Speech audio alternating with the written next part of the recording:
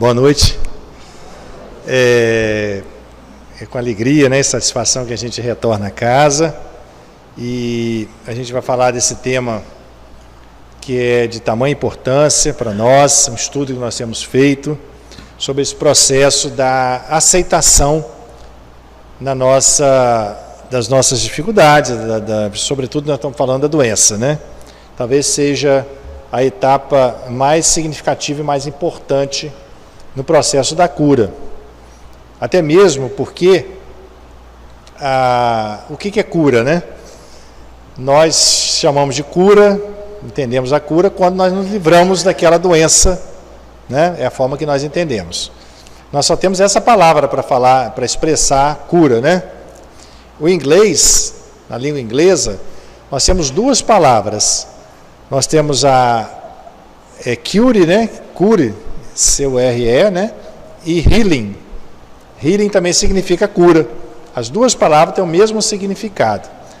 Só que com sentidos diferentes. A cura seria a cura que nós estamos habituados a entender, da forma que nós entendemos a cura, e você ficar totalmente liberto daquela doença. E o healing é um processo mais profundo, mais íntimo, mais duradouro.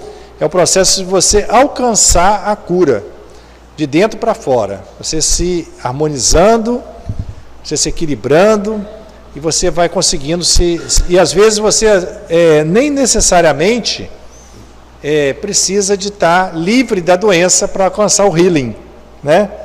E nós vemos isso na prática, né?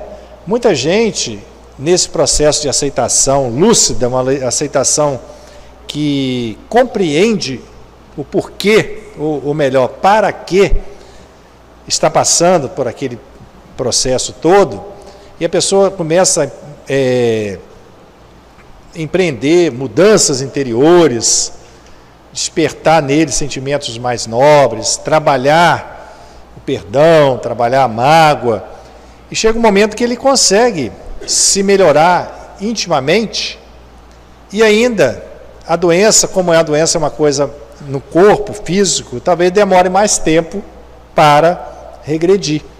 Então a pessoa alcançou essa cura interior, que nós chamamos de healing em inglês, e às vezes nem sempre se livrou totalmente da doença. Isso é muito interessante. Tem pessoas que têm, por exemplo, o que vocês acham que está mais curado? Um indivíduo que fez uma cirurgia do coração, por exemplo, a ponte de safena, mas que ainda desobstruiu as artérias, né, tudo direitinho, a ponte foi um sucesso, mas que sai do centro cirúrgico discutindo com o maqueiro, reclamando de todo mundo, guardando mágoa, ódio, ressentimentos, vivido extremamente ambicioso, competitivo, agressivo, hostil, né, na vida. Mesmo que ele tenha desobstruído as suas artérias, ele não é considerado ainda um healing. Ele pode ter curado provisoriamente daquele problema. Por isso que Jesus também, ele não usou as duas palavras, quando ele falava, eis que estás, quando ele encontrou o paralítico, que foi curado no lago de Betesda, né? Ele foi curado na época, Cristo curou com imposição de mãos, né? E depois ele encontra esse paralítico no templo, algum tempo depois. Então ele fala com o paralítico, eis que está curado. Vai, não peques mais, para que não te sucedas coisa pior. Ou seja, você mude o seu comportamento para você conseguir conquistar o seu healing. Você conseguiu sua cura, mas não conseguiu o healing, que é a cura definitiva. Então esse que é o trabalho que a gente está falando. A gente mesmo, muitas vezes, por exemplo, a gente faz um trabalho de tratamento de assistência espiritual lá no chamado Projeto Bezerra, a gente faz de parceria com o Kardec, e às vezes tem pessoas que entram com doenças graves, e depois de 10 sessões aqui, vocês devem encontrar, também tem assistência espiritual também aqui, às vezes a pessoa sai ainda com a doença no físico, mas sai muito mais amorosa, a pessoa sai muito mais equilibrada, em paz com a sua consciência, em paz com Deus, mais com amor mais aceso, ativo no seu coração, essa pessoa alcançou a cura. Só não deu tempo ainda de equilibrar o seu corpo físico. Às vezes precisa de outras reencarnações para se depurar completamente. Então é essa a ideia que nós estamos falando de aceitação e cura. Aceitação como um processo da cura. Eu vou mostrar para vocês agora um vídeo do nosso querido e amado Papa Francisco. Esse vídeo eu encontrei na...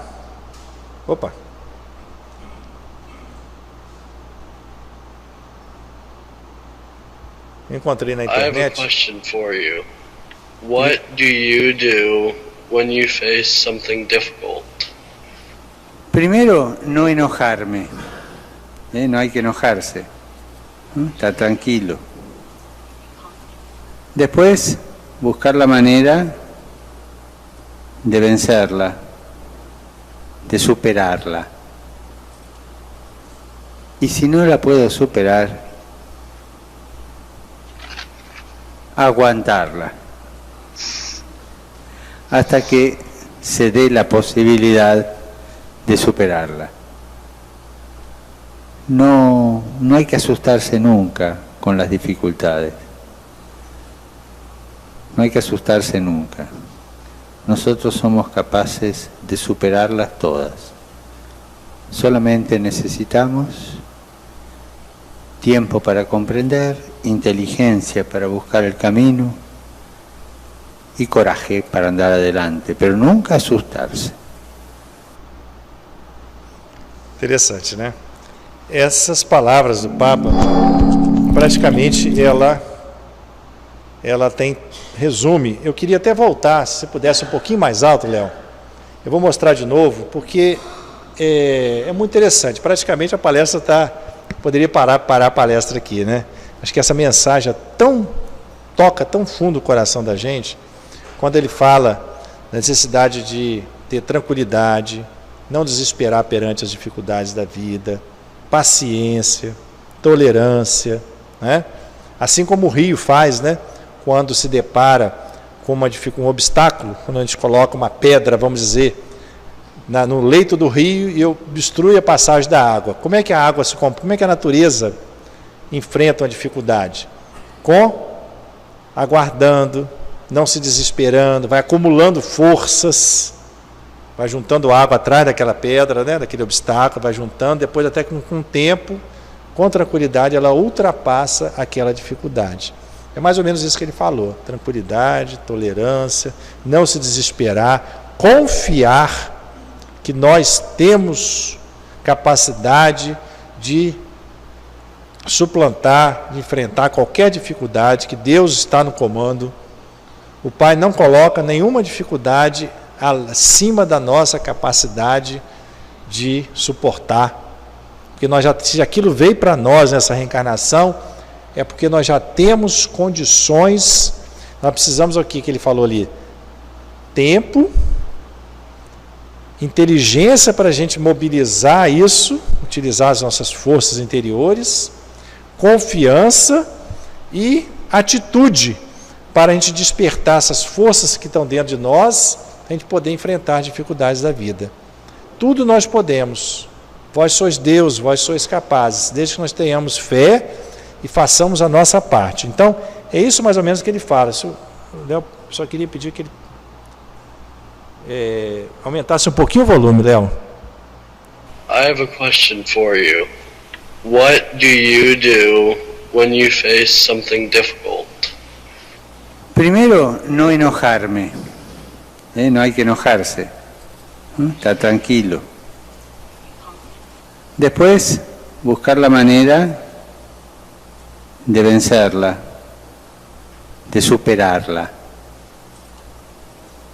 Y si no la puedo superar, aguantarla hasta que se dé la posibilidad de superarla. No hay que asustarse nunca con las dificultades. No hay que asustarse nunca. Nosotros somos capaces de superarlas todas. Solamente necesitamos tiempo para comprender, inteligencia para buscar el camino y coraje para andar adelante, pero nunca asustarse. Interessante, e eu acho aqui muito interessante quando ele fala, ele não fala dessa aceitação passiva, de comodismo, ele não fala de submissão, né, àquele problema.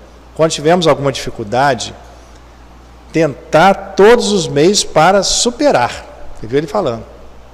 Então ninguém está falando aqui em masoquismo, ninguém está falando em resignação no sentido de passividade perante as dificuldades, que muita gente interpreta a resignação dessa forma, critica até a palavra resignação, mas a resignação é um processo ativo de enfrentar as dificuldades com equilíbrio, sem nos entrar em pânico, sem entrar em ansiedade.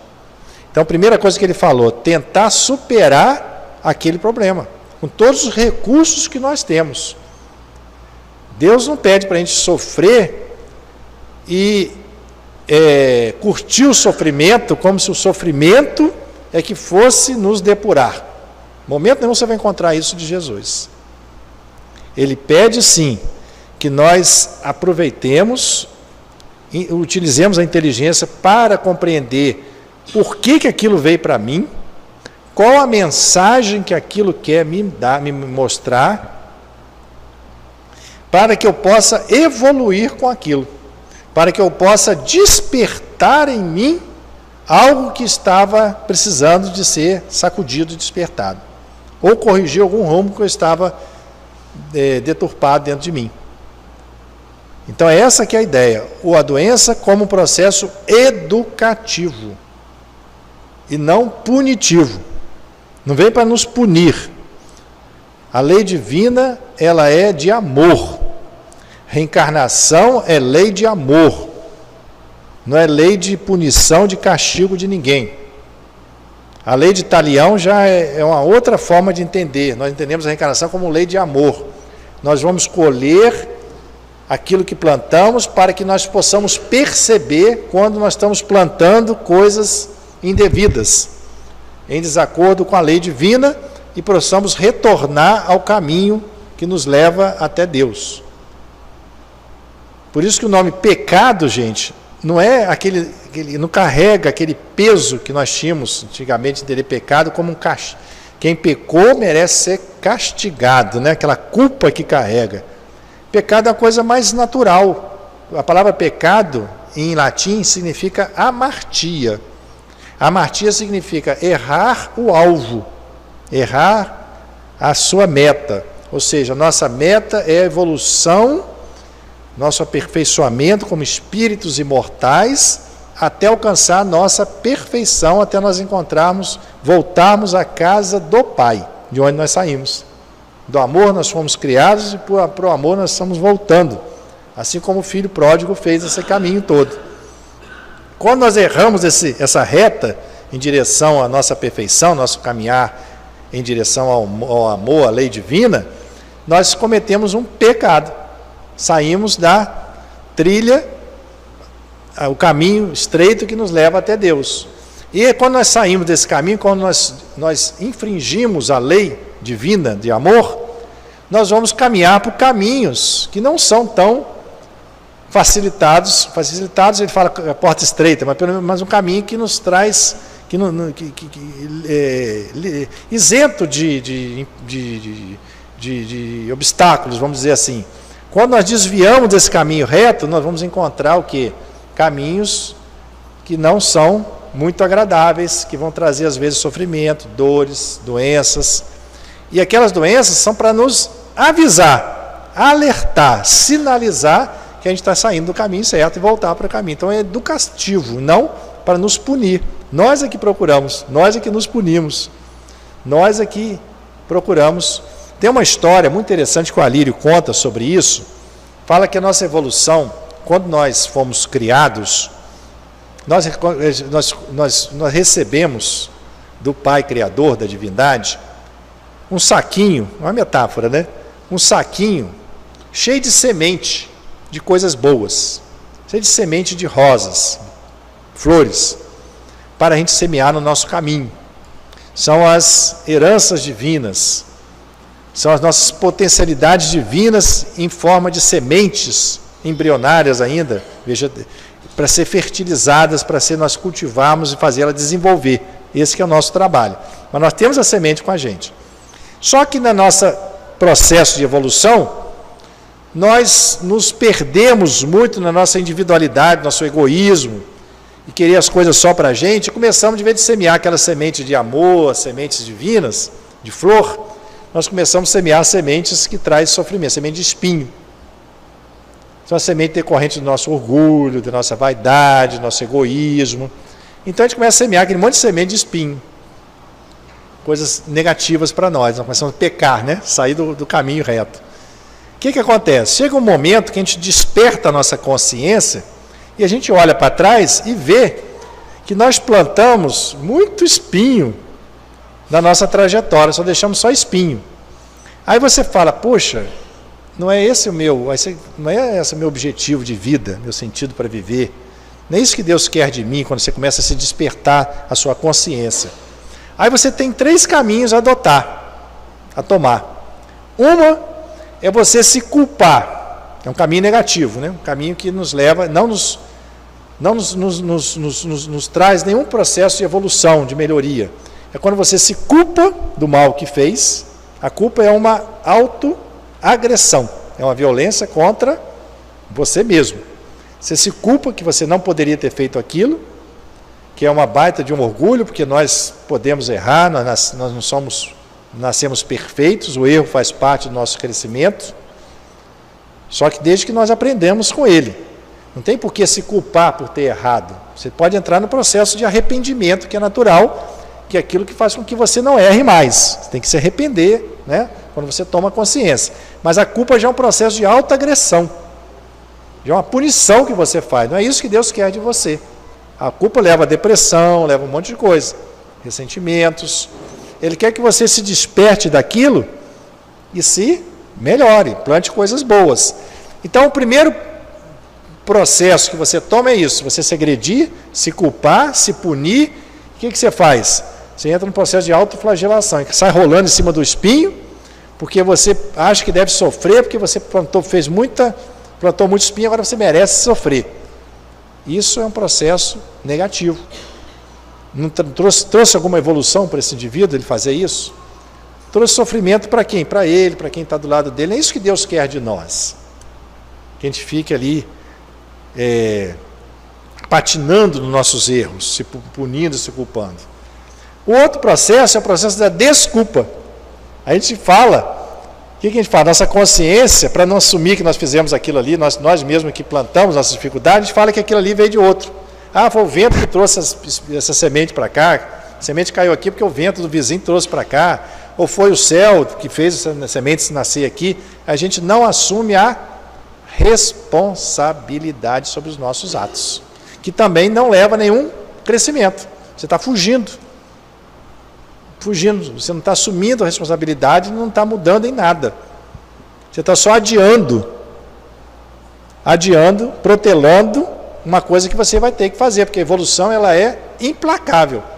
A vida vai exigir que você vai te sacudir, vai se despertar de alguma forma. Cada vez o estímulo para você despertar vai ser maior.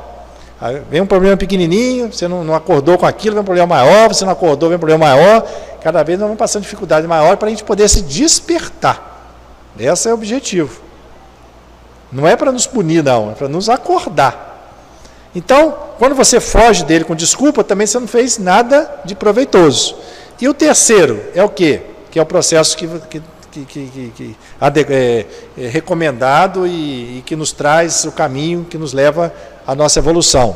É você reconhecer a responsabilidade pelo que fez de errado e tomar atitude para se modificar daqui para frente e reparar o que você fez.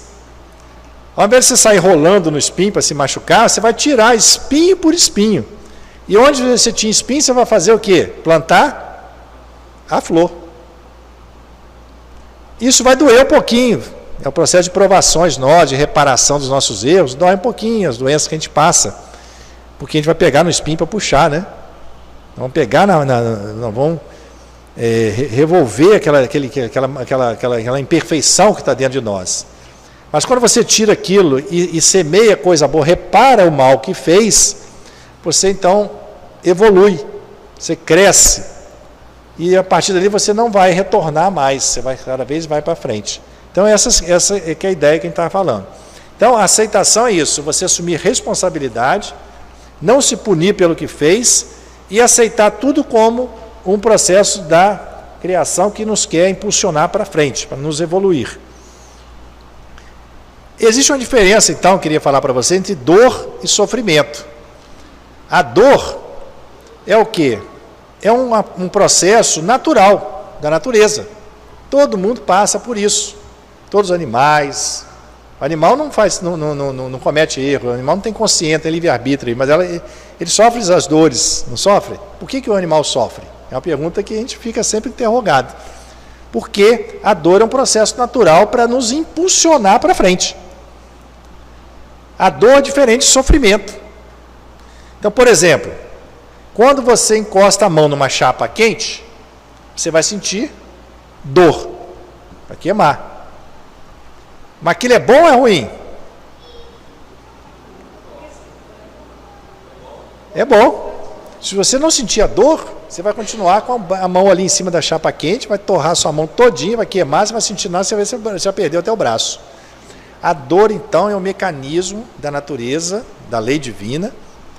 Quando nós cometemos algum deslize, que nós erramos, não era para ter botado a mão, porque no lugar você tinha que tomar consciência daquilo, que aqui não é lugar de botar a mão, né? Tem tantos outros lugares melhores para a gente fazer com a mão, outras coisas melhores, fazer o bem, né, a caridade. Vai colocar a mão na chapa quente. Então você toma consciência que aquilo não é o lugar. E você tira a mão dali. Ou seja, você reconhece que aquela atitude não é adequada. Isso que a gente está falando das provações que a vida nos apresenta, das próprias dificuldades. Nós estamos colhendo consequências das nossas atitudes equivocadas. Mas que serve a didática de Deus, aproveita aquele engano nosso, aquela dor que nós estamos sentindo, para nos alertar e a gente poder tirar a mão dali e não sofrer mais. Ele quer o nosso bem.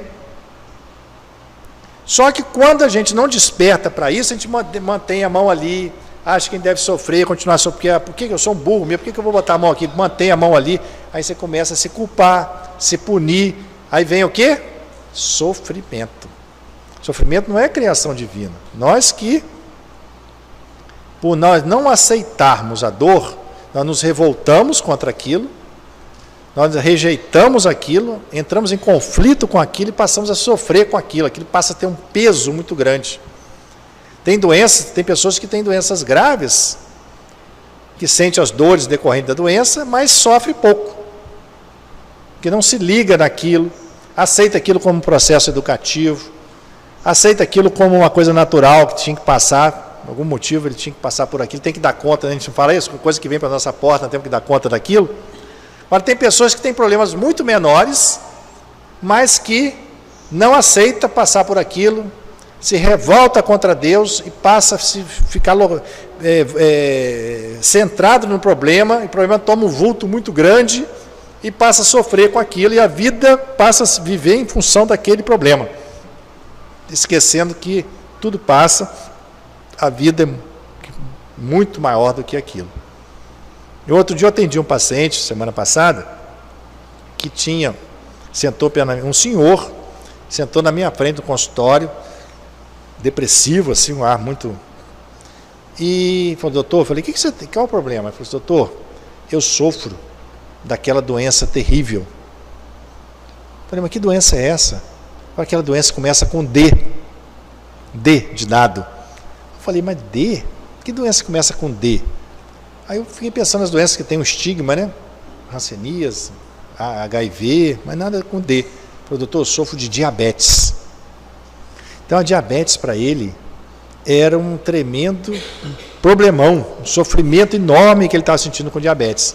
E não deu outra, ele estava com uma série de complicações já da diabetes, a diabetes estava levando ele a problemas cardíacos, vasculares, necrose de perna, ou perdendo a vista, porque ele não aceitava aquilo, ele brigava contra aquilo, não, e acabava, e a vida dele vivia em função daquilo. Ele se identificava, quando ele passou a ser a doença não passou a ser ele está aqui, a doença está ali, não, ele se identificava, ele já era a doença. Enquanto eu convivo na minha casa, sem querer elogiar ninguém, minha mulher é diabetes de 9 anos de idade, está com 56 anos de idade, teve 2 filhos, diabetes insulina dependente, toma insulina desde 9 anos de idade, tem gente que conhece ela, né? Meu sogro é diabético e vive muito bem, sem a diabetes é um acessório, vive a vida dela, cuidando da diabetes, fazendo o que tem que ser feito, aquilo que ele falou, superando as dificuldades, você tem que fazer tudo para superar, não é se entregando também a diabetes, não, deixa a diabetes me...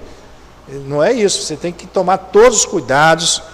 Geralmente o que se fala hoje que a diabetes é uma doença que vem para nos trabalhar a disciplina da pessoa, porque tem que ser disciplinado. Se o diabetes não for disciplinado, ele não consegue controlar aquilo. Disciplinado para comer, disciplinado para fazer exercício, para tudo isso.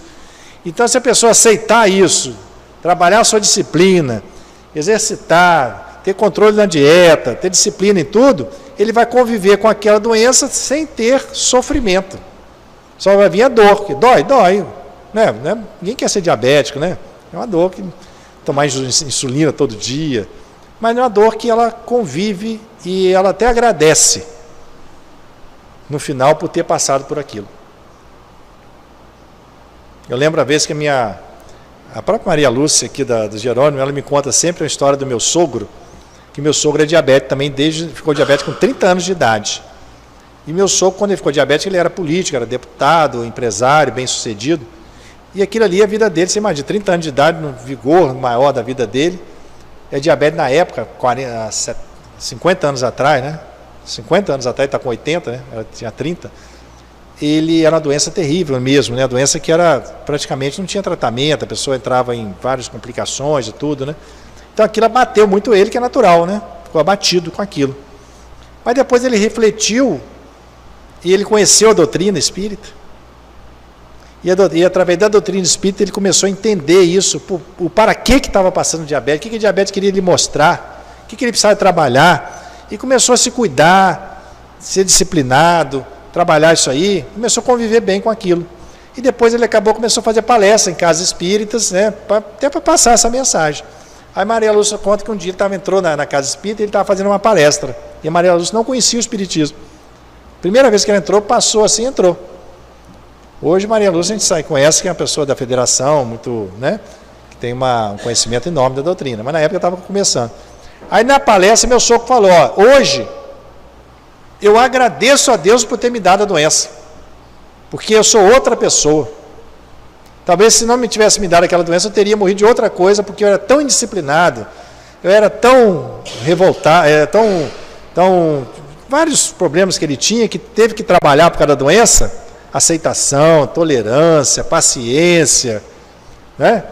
Fé, resignação, que a doença forçou ele a trabalhar, que hoje ele agradecia a Deus por ter lhe dado a doença. Aí a Maria Lúcia fala assim, que saiu da palestra e falou assim, poxa, isso é mentira. Ela não conhecia o espiritismo. Ninguém vai agradecer uma doença. Mas a gente chega a um ponto que você passa a agradecer as dificuldades, porque ela trouxe conhecimento. Quando ele traz o quê? Conhecimento. Quando ele traz, nem conhecimento, quando ele modifica, muda o seu ser, aquele bom combate que você toma e torna-se uma pessoa melhor. Essa é a maior alegria, felicidade que a gente tem quando se torna a pessoa melhor. E a doença nos ajuda a isso. Então é a dor. Agora o sofrimento já é desnecessário passar. Então a dor é um mecanismo natural e serve para preservar a vida e nos conduzir de volta à trilha do amor, né?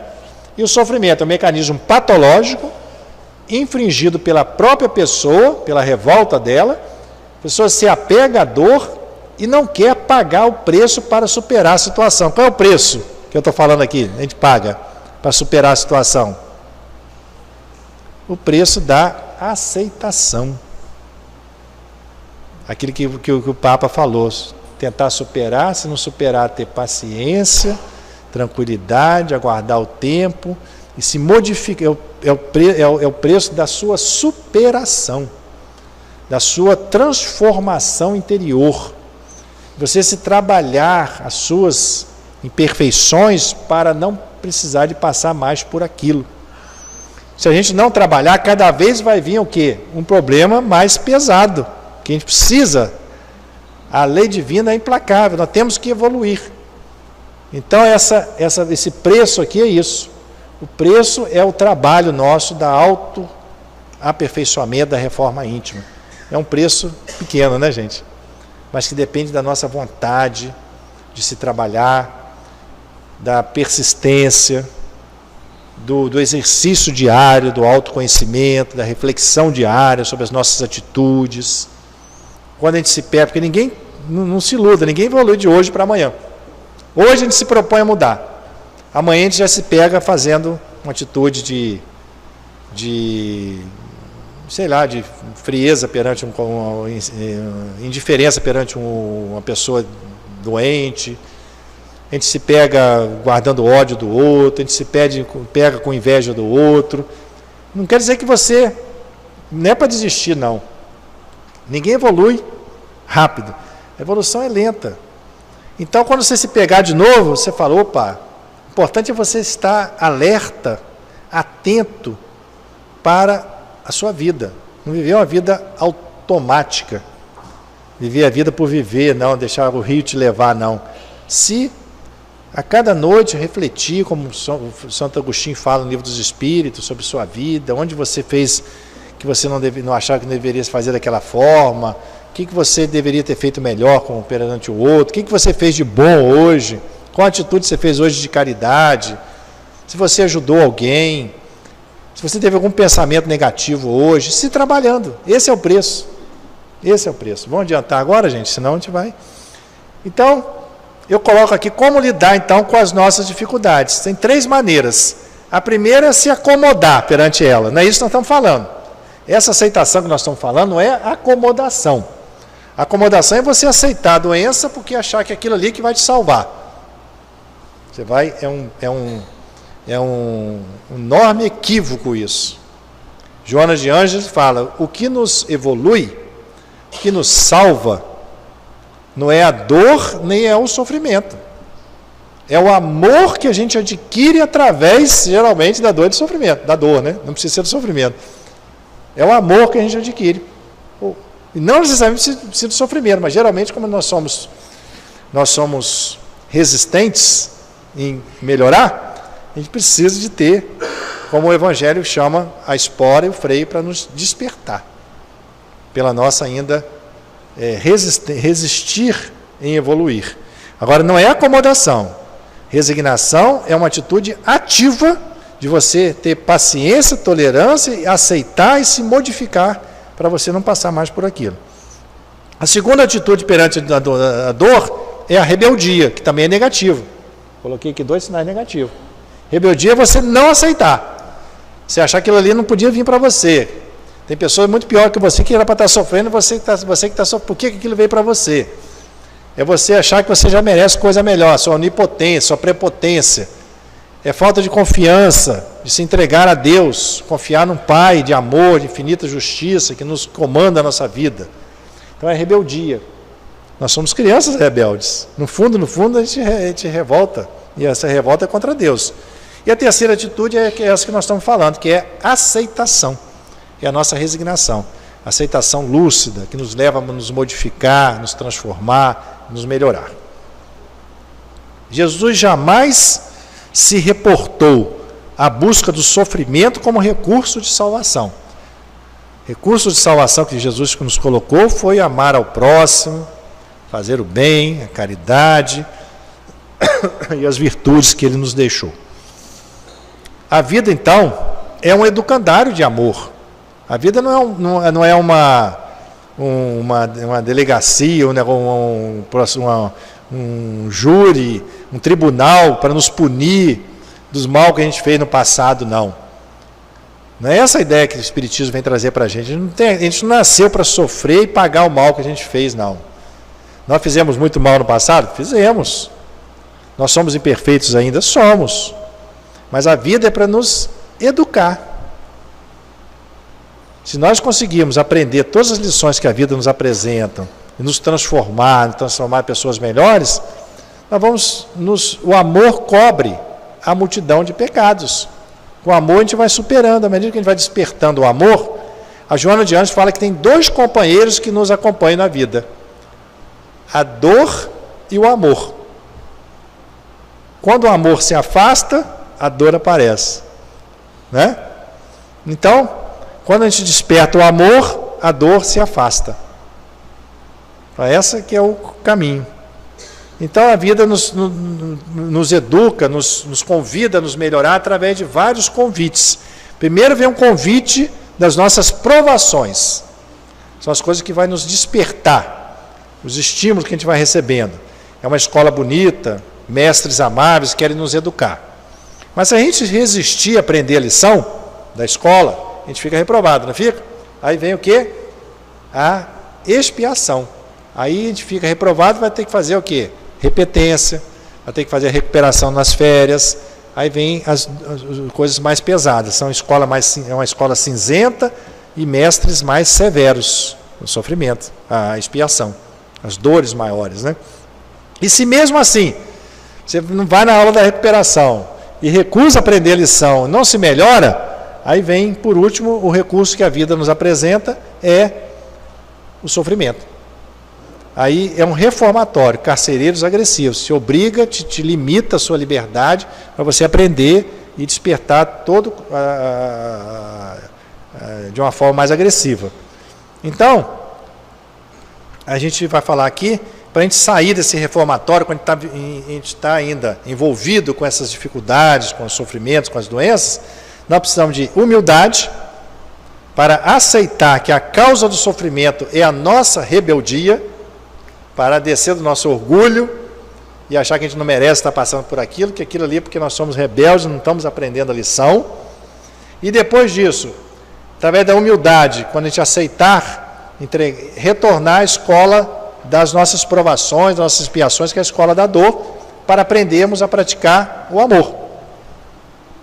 E aí, com isso, por isso que Jesus nos disse: vinde a mim, vós que estáis cansados e oprimidos, que eu vos aliviarei. Tomai sobre vós o meu jugo, o jugo do amor, e aprendei de mim, que sou manso, ou seja, não fico mansuetude é o contrário da revolta, né? Manso e humilde de coração. Então, se a gente conseguir essa humildade, aceitar que as coisas que vêm para nós, é porque a gente precisa passar por aquilo, e aprender com aquilo, ser humilde e nos despertar para o amor, nós vamos sair desse ciclo de dor e sofrimento. No Evangelho, está nos Bem-aventurados, no capítulo 9, nós vamos encontrar que a obediência é o consentimento da razão, e a resignação é o consentimento do coração. Então, não é obedecer só pela razão, mas você se entregar e sentir, se transformar, porque o coração, quando você incorpora aquilo no coração, você toma atitude e se transforma.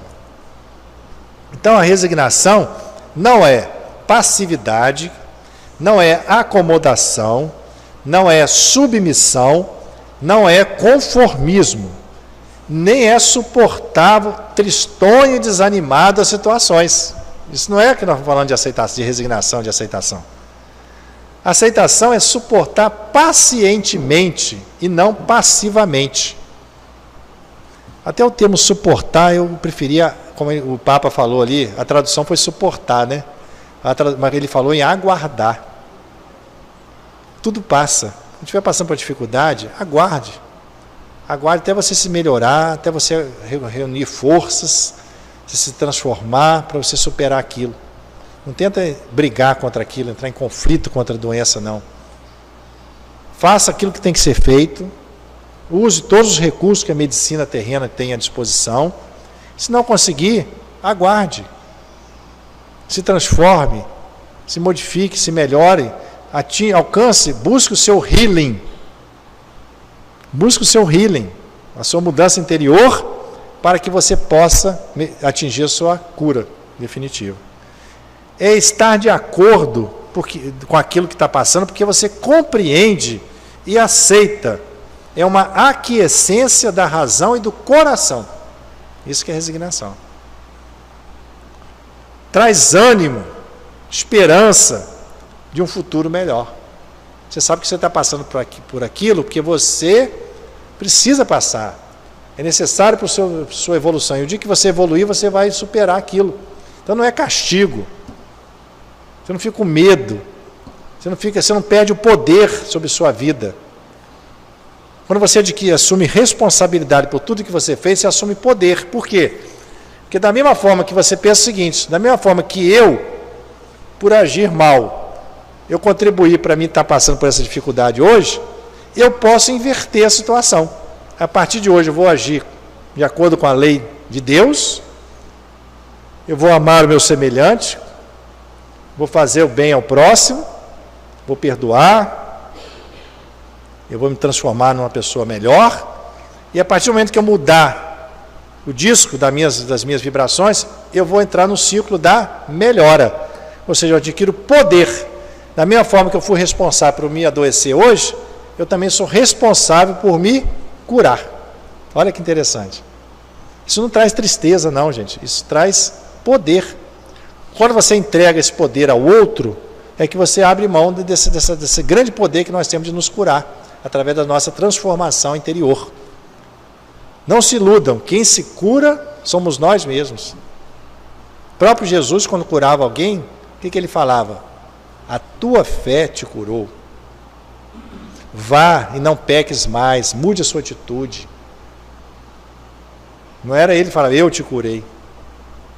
Quando Públio Lentulus, o senador romano, que era autoridade, foi levar sua filhinha para Jesus, foi pedir a Jesus que curasse a sua filha, e Jesus vai e fala, volta para sua casa, e sua filha já está curada.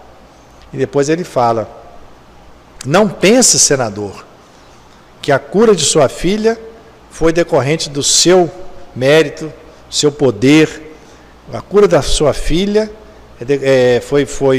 foi alcançada pelo coração amoroso da sua esposa Lívia, que conseguiu energia suficiente para curar. Aprenda essa lição. Aí ele falou assim, aprenda essa lição, ou se modifique hoje ou esperará por milênios, falou com Públio Lentulus. Ou você se desperte agora para isso, ou você esperar por muitas reencarnações para aprender isso. Ou seja, que a cura é decorrente do amor. Então a resignação não é covardia, não é você se entregar passivamente. Resignar não significa desistir da luta, mas implica em reconhecer que a luta se interiorizou. É o bom combate. Ou seja, ao invés de você lutar contra aquilo que, uma doença, vamos dizer, incurável, uma doença que está com você, que já usou todos os recursos, está ali com você. Ao invés de você travar um combate, revoltar contra aquilo, a luta é contra quem? Contra as suas imperfeições. É ela que levou você a adoecer. Olha como é que muda tudo. Ela é um sinal só. É como se fosse um sinal do carro, do alarme do carro, apontando que o óleo está baixo. Você para a sua viagem e vai botar óleo no carro, não é isso? Ninguém fica revoltado contra o sinaleiro lá o alarme, o alerta lá do carro, não é isso? A doença é a mesma coisa. Você tem que voltar para dentro de você e ver o que eu preciso me transformar, o que essa doença quer me dizer, o que ela quer me mostrar. É o bom combate, né? Então, isso aqui nós vamos deixar para uma próxima. E nós vamos falar sobre isso aqui. Que existem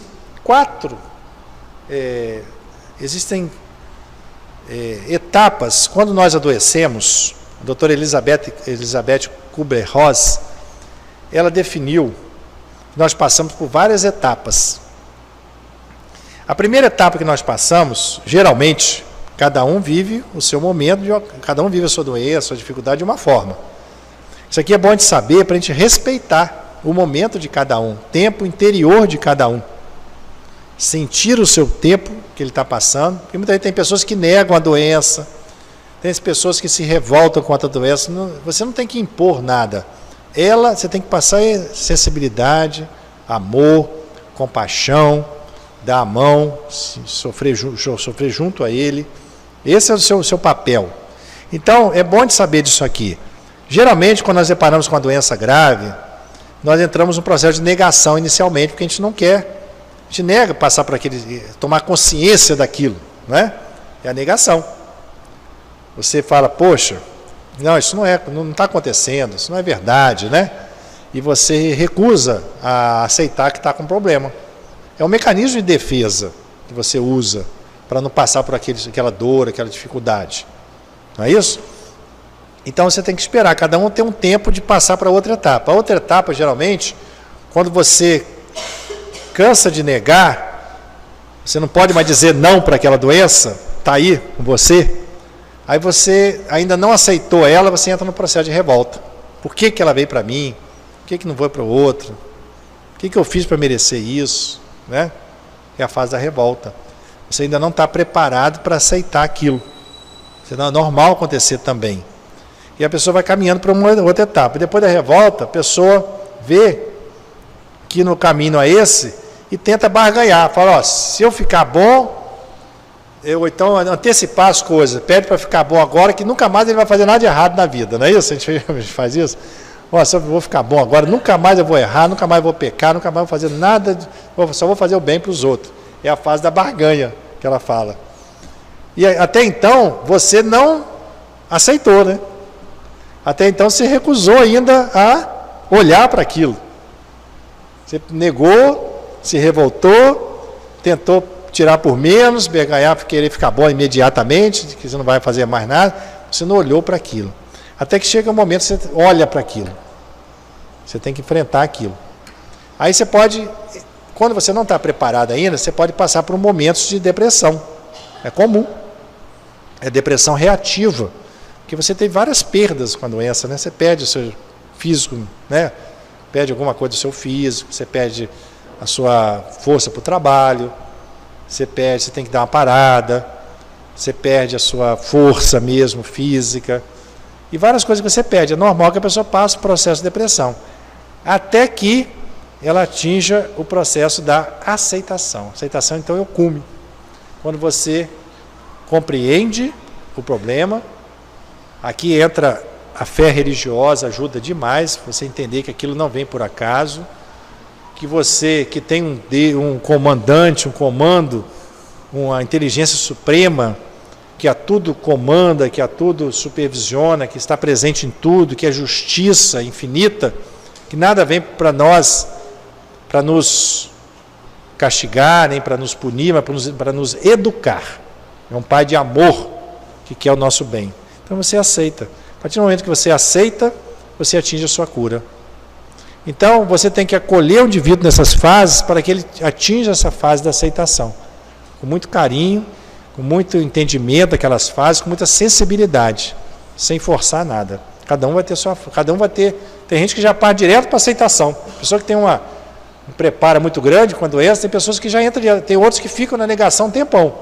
Tem outros que passam para a revolta e não saem da revolta. O paciente que eu falei para vocês estava na revolta. Tem outros que entram na barganha e ficam ali tentando barganhar para não conviver com o problema. Então são várias etapas. E outros ficam na depressão. Mas você tem que entender isso para poder ajudar a pessoa a sair dessas fases. Para sair, você vai alcançar a resignação plena e lúcida e ativa para ele possa se transformar e se melhorar. Então, são os caminhos. Aceitação. Quando você aceita, para você aceitar, você precisa confiar nesse Pai de amor e justiça e confiar na sua capacidade. Lembra que ele falou, o Papa falou? Confiar que nós somos capazes de enfrentar aquilo. Deus não dá nada acima das nossas possibilidades.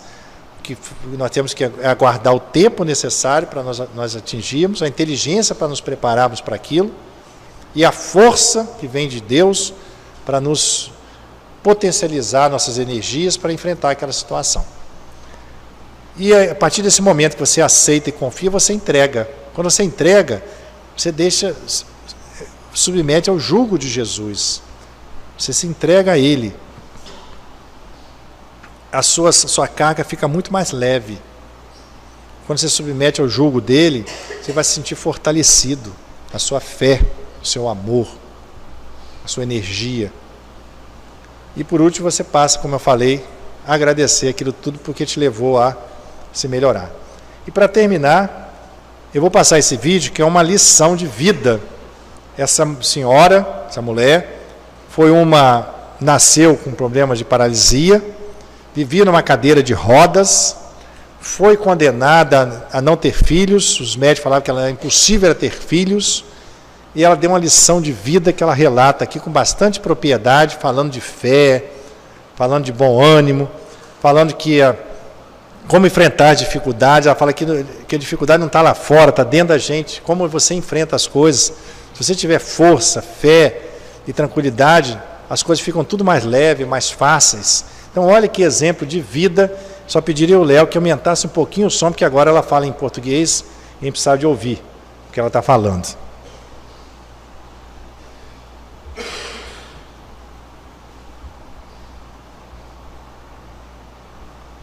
Gente, atenção, que é muito interessante o que ela fala.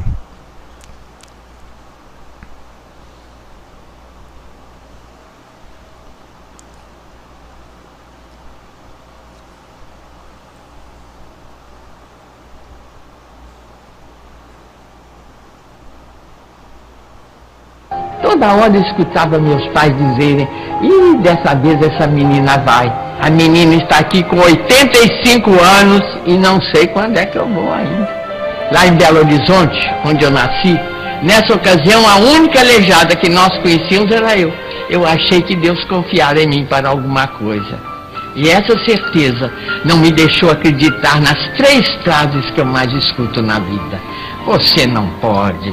Se você não fosse assim, quando você melhorar? Se eu quisesse, eu não faria nada na vida.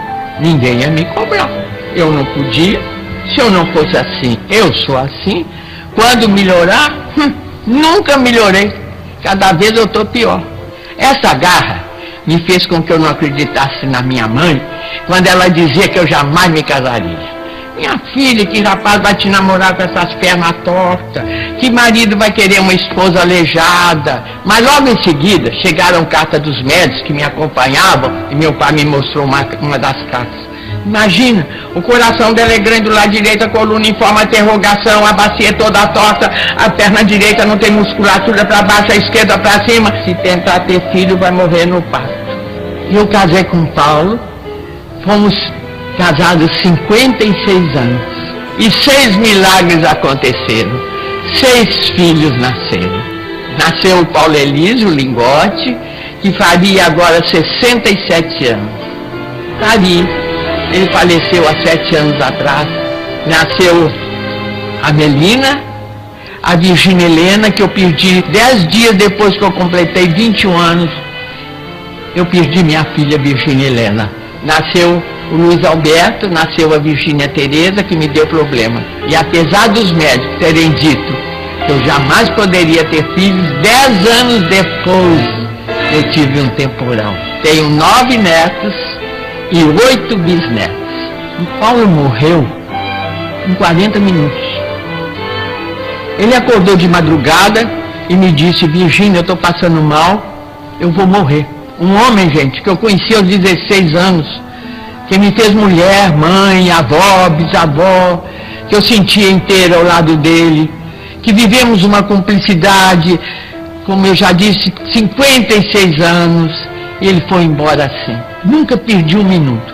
Se foi difícil, eu colava fé e esperança. O que é fé? Fé é acreditar na sua força, no seu Deus dentro de si, nas suas possibilidades. E esperança é o impulso que nós temos de prosseguir, mesmo que a vida esteja difícil, não paralisar. Muitas pessoas pensam que são os fatos que nos atingem, são as circunstâncias da vida que nos atingem, os planos de Deus que nos atingem. Mas na verdade, eu sempre achei que o que nos atinge é a forma de enfrentar as circunstâncias da vida. A maior lição da minha vida foi que eu descobri que eu mesma é que criaria obstáculos para mim mesmo. Porque eu é que construo minha própria vida. Nada é maior do que nós. Eu não choro pelas tristezas. Eu choro pela emoção. Um balé, uma orquestra, um grande teatro, me emociona muito. A emoção me faz chorar. A tristeza me faz crescer.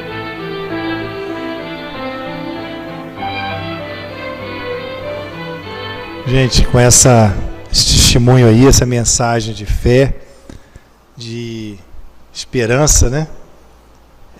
Eu queria então me despedir, desejando a todos vocês uma boa noite e que a paz de Jesus permaneça em nossos corações. Muito obrigado.